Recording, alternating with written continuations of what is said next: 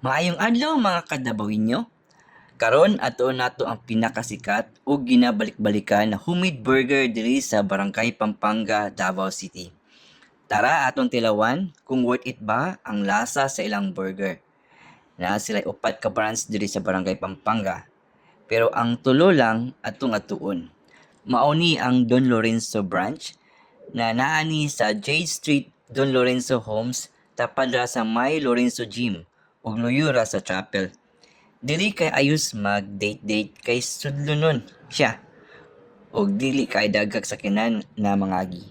Naapod mga table ug chair na pwede ka mag-dine uban imo pamilya ug loved ones.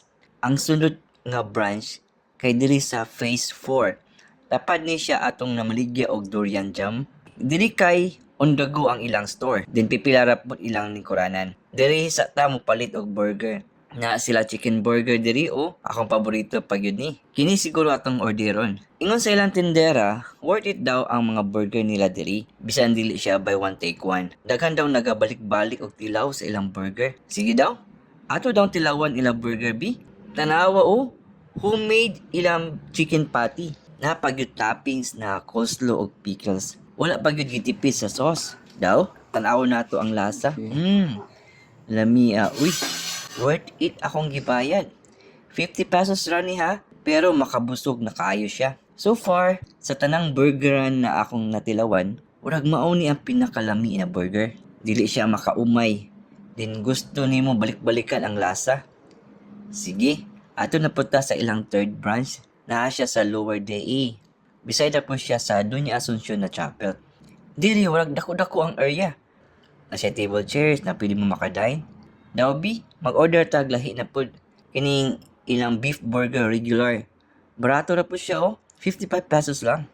Napaka-approachable pa yun ang ilang service ko diri. Tanawa ang coleslaw na toppings na gibutangan sa signature sauce nila na mayo. Plus, napag sweet pickles ug hot sauce. Then gipatong ang homemade beef patty ug gibutangan og cheese sauce. Kinsa manggoy dili magbalik-balik ana uy. Worth it pa ni kaysa buy one take one na burger dira.